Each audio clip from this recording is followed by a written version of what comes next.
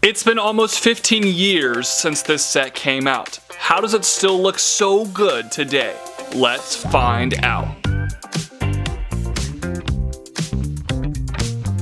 Hello everybody, the Brickologist here with another throwback LEGO set review. Today we have Space Police set number 5973 Hyperspeed Pursuit from the summer of 2009. This set used to retail for about $50 here in the US, adjusted for inflation that's closer to $71, contains 456 pieces, and here is a front look at your very large box. The back of the box has some great artwork as well, showcasing the play features of this set. This set includes 2 instruction manuals. The first one has 46 pages of building and some small ads on the back. However, a bigger version of this ad is at the back of the second instruction manual, a little bit shorter with 42 pages of building, but take a closer look at this awesome advertisement. You have the mug shots of all the Space Police villains and the other sets from this wave. What a great collection this was. Pursuit is in the name of this set, so 2 builds is kind of a no-brainer. However, we're going to look at the 3 minifigures here first.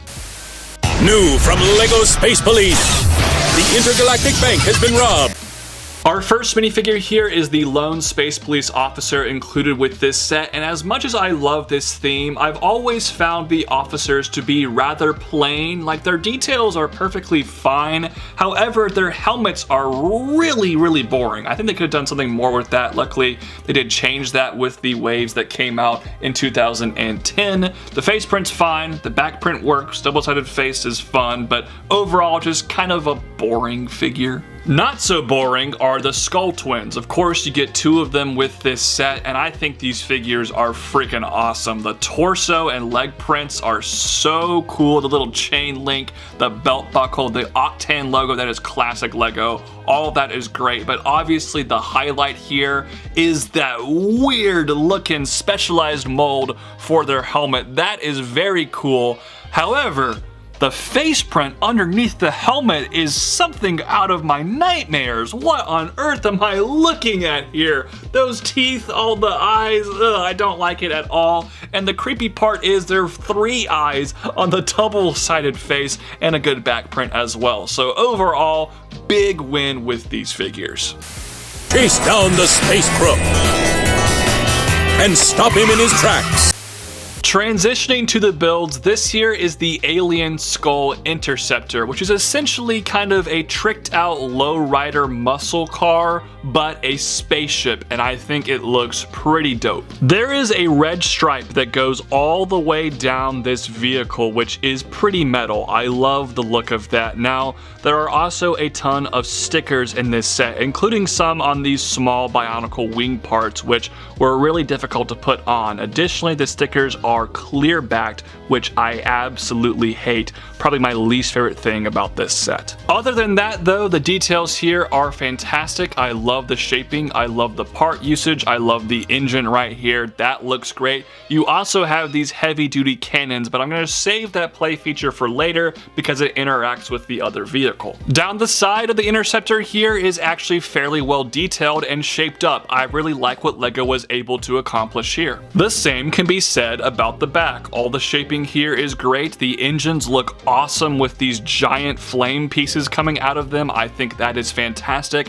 The license plate saying Zombie is a little bit cringy to me, but easily forgivable. The trunk here, or you could also refer to it as the bed of this vehicle, if you will, because it is so open air like a pickup truck bed. However, the rest of this vehicle design does not give me pickup truck vibes whatsoever, so I'm going to refer to it as the trunk, and honestly, it's a fairly weak design. There's only one little flap right here, not a whole lot going on. I feel like LEGO could have covered this up more. However, that is where they house the stolen goods of this set. This here is a small little safe with a couple of stickers on top, and these doors can open to reveal some gold bars inside. And these are the old LEGO gold bars before they made a specific piece for gold bars, and I really like them because they use that fabulous looking drum lacquered gold. That is such a great color. Finishing up here with the Interceptor, the windscreen part has some rather suspicious looking bullet holes vehicles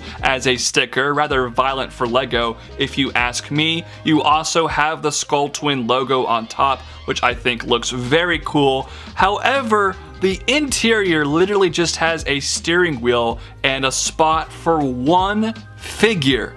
These are the Skull Twins! Why are there not 2 seats inside? That is the biggest single miss of this entire set.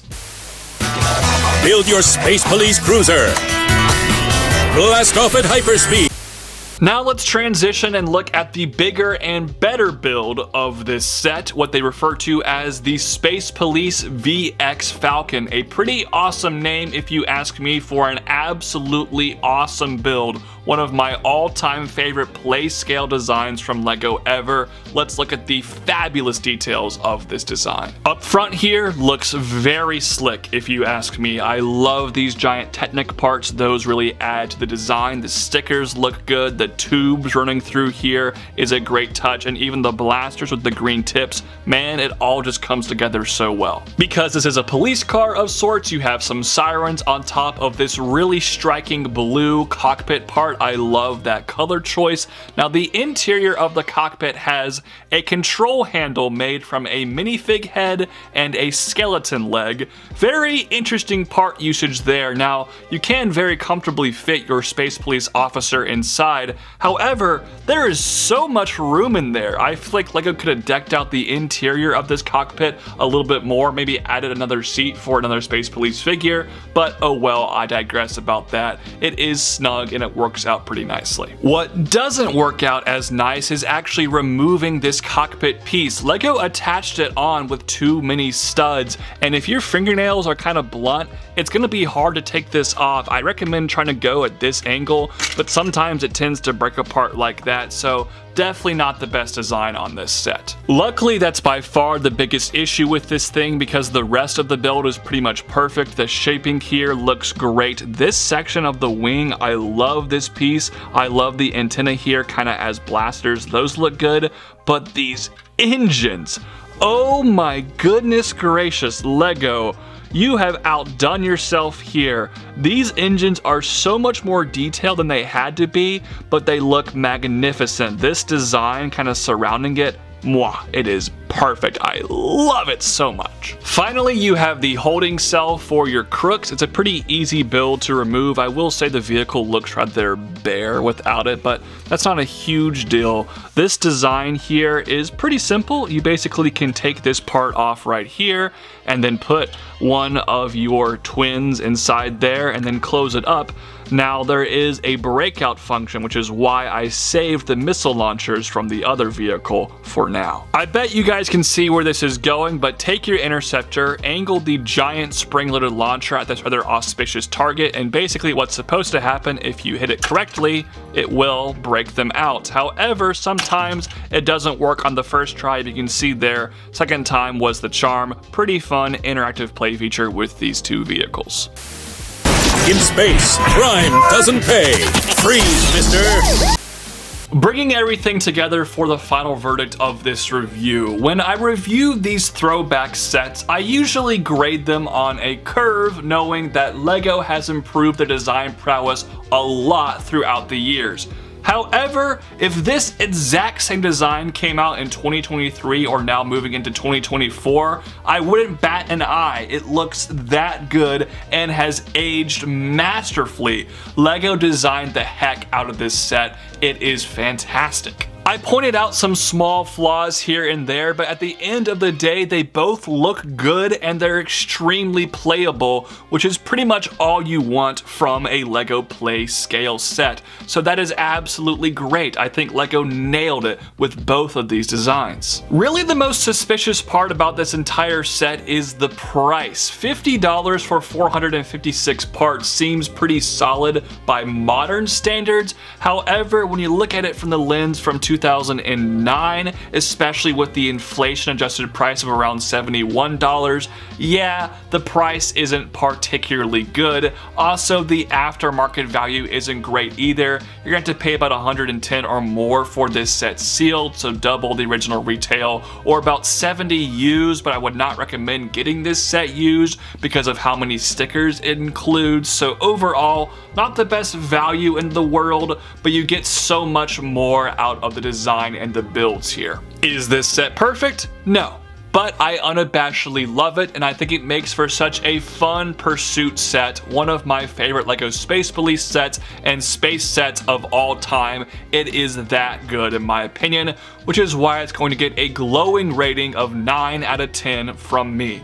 Those are just my thoughts though. Love to hear your thoughts in the comment section down below. Also, while you're at it, please like this video, share it with all of your friends, subscribe to this channel, click that bell for new video notifications, find the description to find me on all these social media platforms. Thank you all so much for watching today's Throwback LEGO set review. This has been the Brickologist signing off. Peace out, God bless, bye bye.